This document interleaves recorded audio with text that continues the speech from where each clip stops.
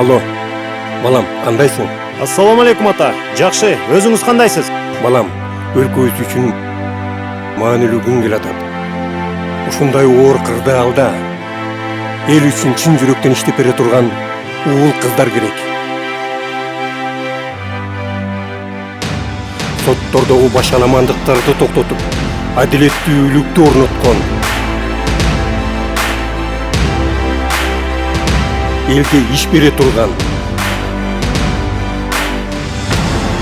келечек үчүн күйгөн, ар бир жаранга тегиз мамиле кылган, сөз эркиндигин туу туткан,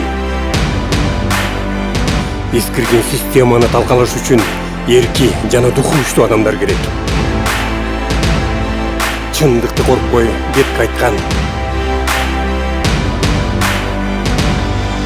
Силердин колуңардан келеби? Анын баарына даярсыңарбы? Биз даярбыз.